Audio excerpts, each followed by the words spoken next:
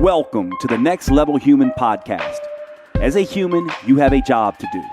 In fact, you have 4 jobs: to earn and manage money, to attain and maintain health and fitness, to build and sustain personal relationships, to find meaning and make a difference.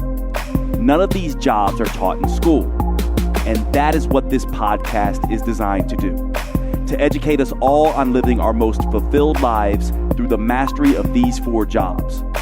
I'm your host, Dr. Jade, Teta, and I believe we are here living this life for 3 reasons and 3 reasons only: to learn, to teach, and to love.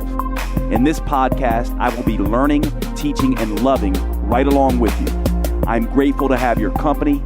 Here's to our next level.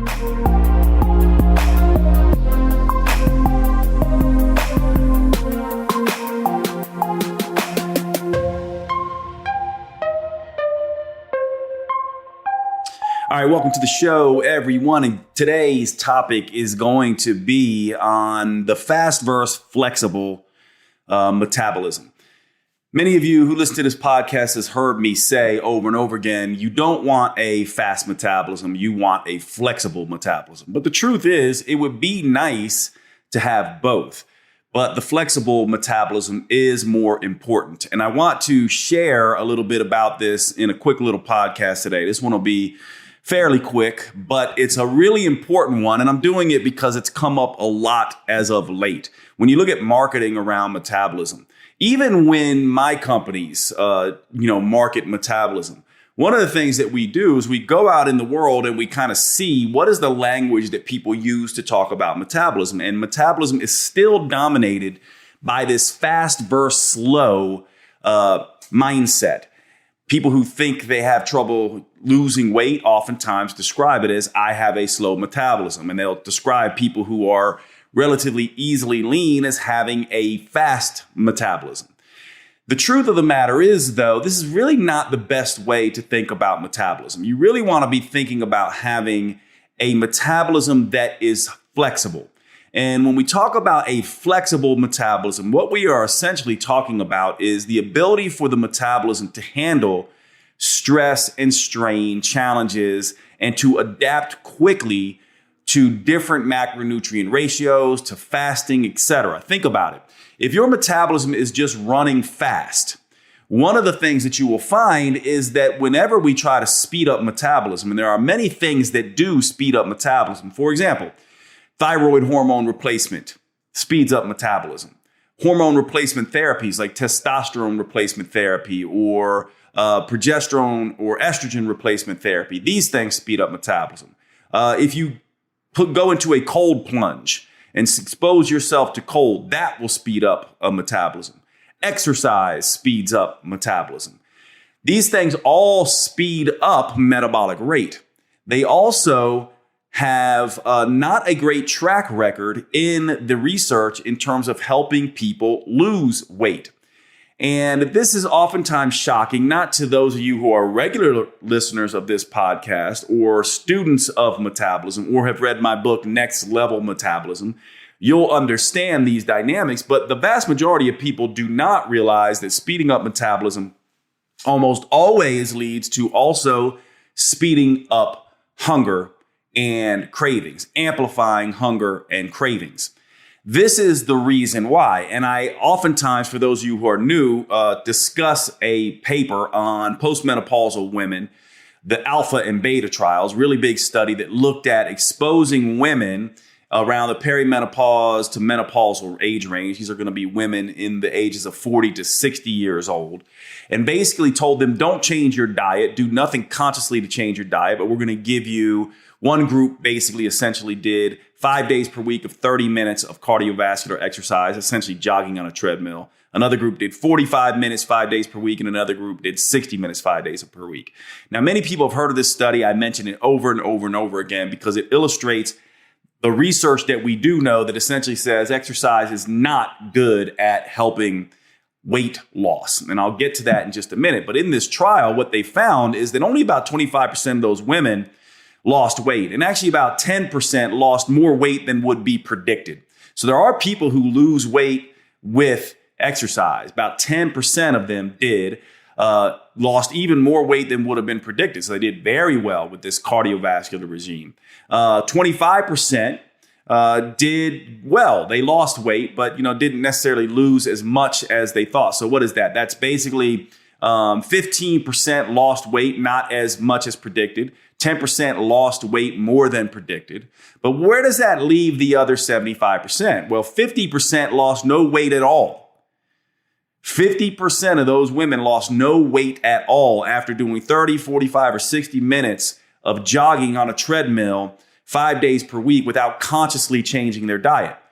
And the shocking part about these studies looked at the fact that 26%, roughly 25%, ended up gaining weight as a result of that exercise. And then we say, why? That's impossible if they didn't consciously change their diet. Well, they didn't consciously change their diet. They unconsciously changed their diet. In other words, in those 75% of women who did not get results or who actually gained weight, they ended up gaining weight as a result of eating more as a compensation to that exercise. In other words, in 75% of those women, trying to speed up metabolism through exercise caused them to speed up hunger and cravings enough to completely wipe out the calorie deficit created through exercise, or in 25%, actually overcompensate and eat more as a result of that exercise, and they actually ended up gaining weight. This is why research shows us time and time again that exercise does not do a very good job at helping people lose weight. The diet is the dominant thing that helps people lose weight. What exercise does is help diet make sure that you're burning more fat than muscle. You lose less lean body tissue when you use exercise along with dieting, especially and most importantly, resistance training. Now, if you understand that line of thought and the research around exercise and how it is not great at helping people lose weight and can actually, in susceptible people, make them actually gain weight, then you also understand why research shows conclusively that cold exposure, getting in cold tubs, sleeping in cold, all of that kind of stuff does ramp up fat burning. It also has never been shown to be a weight loss aid. Why? Because like exercise, which ramps up fat burning and speeds up metabolism, cold exposure also makes you hungrier. And the same goes for fat burning pills that speed up metabolism. The same goes for hormone replacement therapies, testosterone therapy, thyroid. This is the rule of metabolism. We know this without a doubt. And so speeding up metabolism is not really what you want. Now, if you could speed up metabolism without the compensatory changes in hunger, energy, and cravings, then perhaps that would be beneficial. And so what we really want is we want a flexible, adaptable metabolism, a metabolism that does not have increased hunger, energy, and cravings in response to adaptation stresses like exercise, cold exposure, fat burners, hormone replacement therapy, etc. So you don't want a fast metabolism. You would rather have a flexible metabolism, but it would be great to have both, wouldn't it? And so what does it mean to have a flexible metabolism? Well, what that means is it means that you are no longer looking at metabolism as simply a calorie counting mechanism, but rather a adaptive reactive stress thermostat. The metabolism is best described in my mind as a stress barometer and a stress thermostat. In other words, what the metabolism is doing at its basic nature is sensing and responding to stress. What people don't understand is that, yes, eating too much and exercising or moving too little is a stress, but so is the other extreme. Eating too little and exercising too much or moving too much can also be a stress. And so what we want to get a flexible metabolism, this is not genetic. When we talk about, metabolism, we don't necessarily mean, when we say fast and slow, a lot of people say, well, she's just genetically got a fast metabolism. Or he's genetically got a fast metabolism. And sure, there's going to be some genetic component here with the flexible component of metabolism. But it is very easy to do things in your lifestyle to give you a more flexible metabolism. I want to jump in real quick and tell you about one of my favorite new products. And to start out, I want to ask you a question. If you had to follow your friends around who are not the healthiest in the world and see what they are doing, what would be the number one thing you would probably tell them to do to start? For most people, that's going to be drinking more water, right? This is something that we talk about all the time in health and fitness. It's almost as if we think of it as an afterthought now because obviously water is so crucial. However, we oftentimes get this wrong. For example, did you know that when it comes to hydration, just drinking water can make things worse? Most people don't know this. Why? Partly because most people are over drinking water and under consuming the electrolytes that help water do its job. What we don't realize is that hydration is not just about water. It's about electrolytes, the minerals in there, as well as getting that water into the cells. And so you do not want to be over consuming water if you're not getting your electrolytes right. And this opens up a whole new discussion because most people are not getting their electrolytes right. For example, did you know that low sodium, too low sodium, is an issue? Just as much, if not more so, than high sodium. In other words, what we want if we're going to get the right electrolytes is to get the right amount of sodium and potassium and magnesium in the Goldilocks zone. We don't want too much. We don't want too little. We want it just right. This opens up a whole other thing here too, because people who are exercising, doing sauna therapies, doing low carb diets are disrupting and losing lots and lots of their electrolytes. For example, when insulin is not around in low carb diets, you will excrete lots of sodium. In other words, under that state, exercising, low carb diets, all these things, you actually need more sodium. And so if you're somebody who has been just drinking water, not paying attention to electrolytes, and also feeling fatigued, feeling like you're underperforming, not sleeping right, getting cramps, twitches, headaches, any of these things, then you are probably dealing with an electrolyte issue. This is where the product Element comes in. This product has been a game changer for me and many of my patients and clients. This is a rehydration electrolyte beverage, basically. It is a powder of electrolytes formulated with 1,000 milligrams of sodium, 200 milligrams of potassium, and 60 milligrams magnesium without the added sugar and other nonsense that comes in beverages like Gatorade. This stuff is basically a rehydration beverage on steroids. It is the thing that is going to replenish your electrolytes in the right ratios, decrease fatigue, really correct chronic dehydration. And by the way, many people are dehydrating themselves, becoming hyponatremic, low sodium, when they're consuming too much water. You need your electrolytes on board, especially if you are someone who is losing lots of sodium and other electrolytes through low carb diets and lots of exercise. This is where Element comes in. Element is a new sponsor to the Next Level Human podcast. I cannot recommend this product enough. I have been using this stuff for months now, and I have immediately seen changes in my energy levels. I feel like I'm operating on a whole other level, and I have seen this as being the primary thing that people who have been using Element have been telling me, that their fatigue is getting better, especially fatigue that comes after very intense workouts that involve lots of sweating and lots of intense output from the nervous system. Please check out Element. Use the code NEXTLEVEL, drinkelement.com. That's drinklmnt.com. Drinkelement.com, and let's get back to the show. Now, a couple episodes ago, we talked about the idea of building muscle and this multitasking aspect of trying to build muscle while burning fat, or burning fat while building muscle, trying to do both at the same time. This discussion on fast versus flexible metabolism goes back to that discussion to basically say that we can use certain things to make the metabolism more flexible. So how do you make exercise not cause compensations in stress?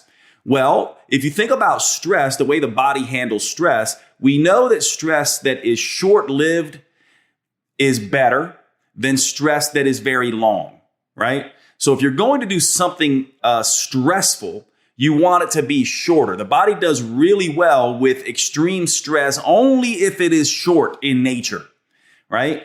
It will have less compensatory stress reactions if the stress that you're subjecting the body to is short and extreme. It also does really well with very low intensity, longer duration stuff like walking. So when you're thinking about exercise, you want to probably be thinking about short, intense workouts or long, low intensity movement. This is why walking and resistance training and high intensity interval training and shorter duration workouts might be better than doing this traditional way of thinking about things where we go out and run for 60 to 90 minutes on a jog. Now, again, certain amount of people, 25%, do well on that. 10% do really well on that. But the rest of us, 75%, do not.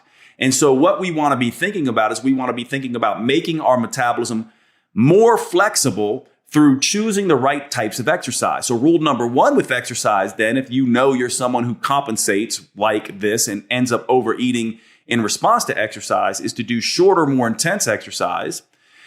Also to realize that resistance training is probably going to be better than cardio because of the mechanisms by which it works. It helps to increase liver insulin sensitivity as well as muscle insulin sensitivity. And this is slightly different than cardio based on several lines of research. Something happens with the muscle molecules that are released with resistance training.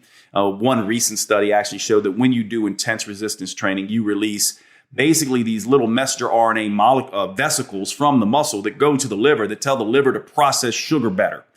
This is different than cardiovascular exercise. And maybe one of the reasons why we can see with resistance training, you get this sort of insulin resistance benefit in the liver and the muscle, whereas cardio, you may not. Also with resistance training, you're releasing more human growth hormone and testosterone along with cortisol, whereas with cardio, you're probably releasing a little bit more cortisol and less human growth hormone and testosterone in most cases.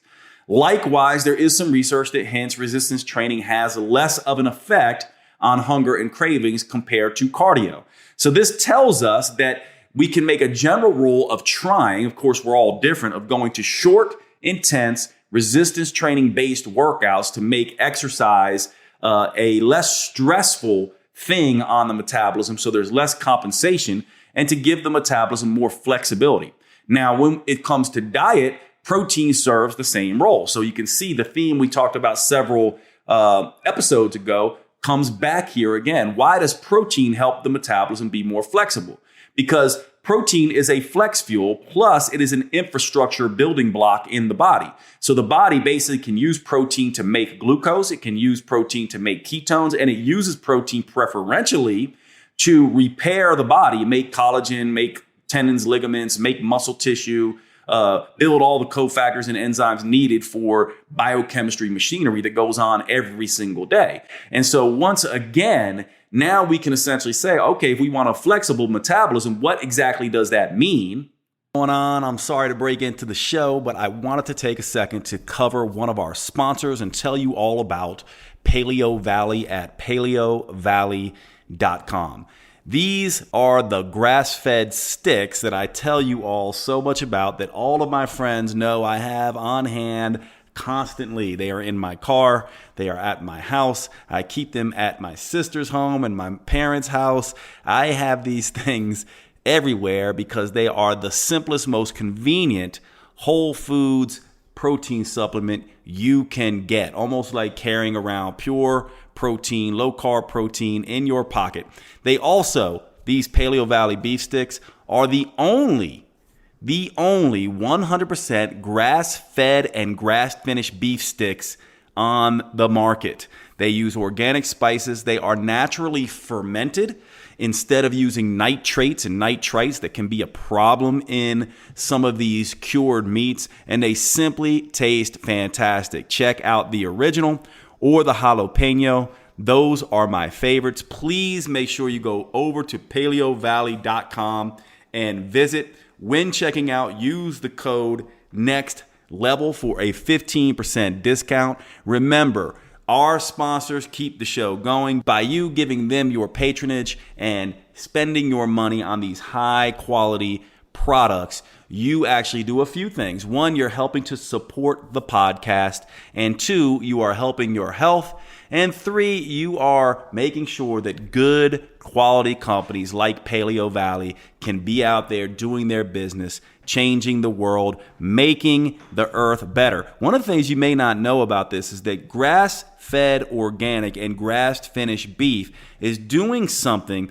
that is so utterly important for our environment, actually helping to repopulate the topsoil. A lot of people don't know this, but our topsoil is being extremely depleted, and raising animals, especially cattle, the correct way helps to get that topsoil back. This is one of the reasons why I love Paleo Valley. Not to mention it tastes fantastic, but they're one of these companies, like my other sponsors, Cured Nutrition and Organifi, that are doing the right things by the environment. I really appreciate everything they do, and I hope you will check them out. Thanks so much. PaleoValley.com. Use the code NEXTLEVEL. And now back to the show.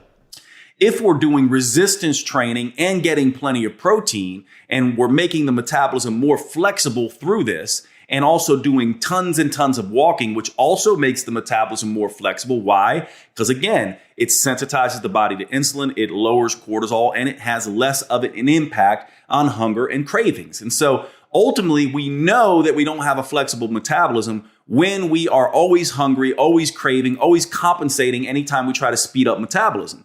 If we do these things, move to short duration, high intensity resistance training, lots and lots of walking, making sure we're getting our protein on board, preferably, especially if you're trying to build muscle or maintain muscle while burning fat, 1 gram, perhaps as much as 1 gram per pound of body weight is what would be required here. Then when we speed up metabolism, we also will have more flexible elements in place so that we do not compensate by wiping out what we just did. Think about it. A workout that burns 500 calories that then causes you to overconsume 800 calories or to eat 800 calories is not a great idea. What you want to be doing is you want to be doing workouts that don't cause you to overeat, that don't cause you to lose motivation, that don't cause you to have cravings. This is what we mean by a flexible metabolism. Now, if you have a flexible metabolism, then speeding up metabolism can make some sense.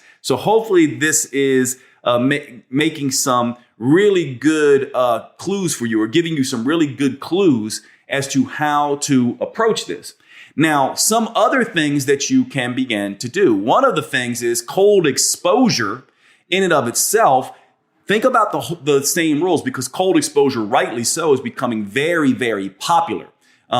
It should be, actually, because it has many, many benefits besides just weight loss, right? And that's the other thing you want to be thinking about here. Things like cold exposure, things like taking thyroid hormone if you're low in thyroid, things like exercising. This does not mean that they don't have health benefits. It's just that if you also want them to lead to weight loss, you need to be thinking about doing things in a way that are more flexible. So cold exposure that is, again, shorter lived and not super intense is going to be better than chronic cold exposure. So for example, let's look at some studies. If you're going to do chronic cold exposure, then you probably want it to be gentle cold over long periods of time. For example, one study in men, in a small group of men, basically had them go into a sleep clinic, had them sleep at 66 degrees Fahrenheit, relatively cold. Most people would probably not want to sleep in that environment, but not so cold. In fact, some people may voluntarily want to sleep in colder weather than that. And they were essentially given a sheet and scrubs,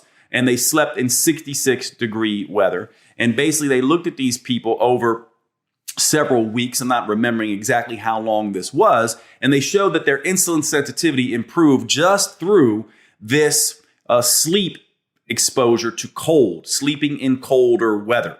And their sleep, many factors of their sleep in other studies that we have actually been shown that sleeping in cold leads to deeper sleep. So this is something that can happen here. Now, did these people lose weight? No, they did not, but it had health benefits, and they certainly didn't gain weight.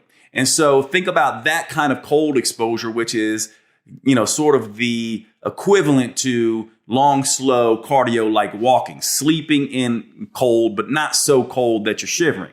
Now, on the other end of the extreme, spending 3 to 5 minutes max in a cold tub that is in the, somewhere between freezing and the low 50s is going to be pretty extreme for most people and is not going to be able to be done for long. And then you want to look and see, how did these things impact me? So obviously doing 1 or 2 or 3 extreme cold exposures per week rather than every day, and sleeping in cold and exposing yourself to cold at night may be gentler ways. Now, how would you know if that's making your metabolism more flexible or not?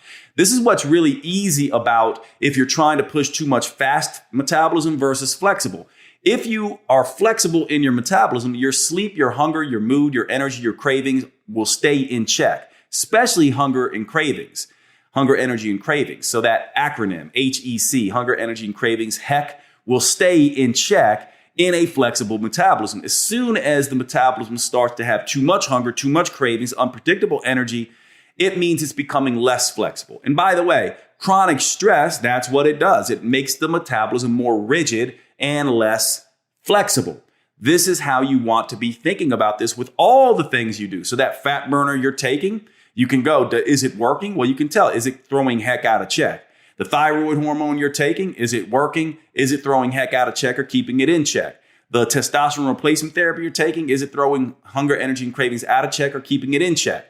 The progesterone or estrogen or any other supplement you're taking or any other thing you are doing to the metabolism, is it causing hunger, energy, and cravings to stay in check or go out of check?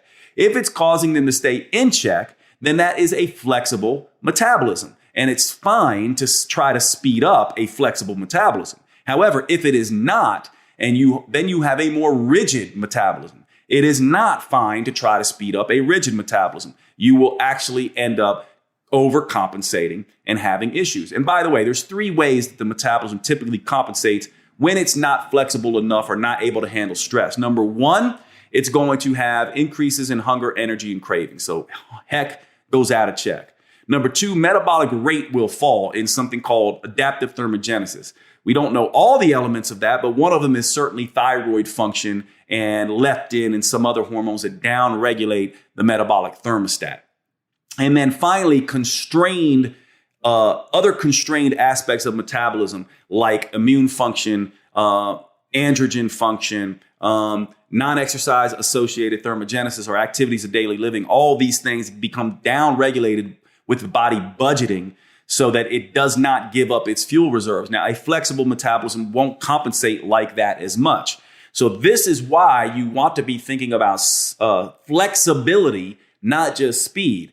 Never try to speed up a metabolism that is rigid. Only try to speed up a metabolism that is flexible. And if you had to choose between the two, speed versus flexibility, flexibility should come first, speed second. This way, exercise will start working for you. Cold exposure will start working for you. Sauna will start working for you. Supplements that speed up metabolism will start working for you better. Hormone replacement therapies will start working for you better.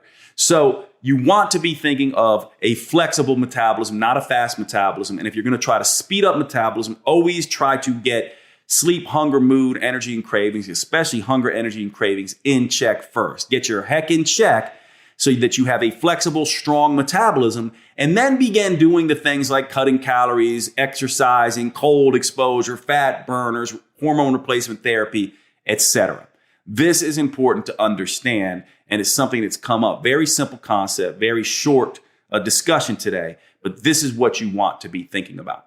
All right, everybody, thanks so much, and I will see you at the next podcast.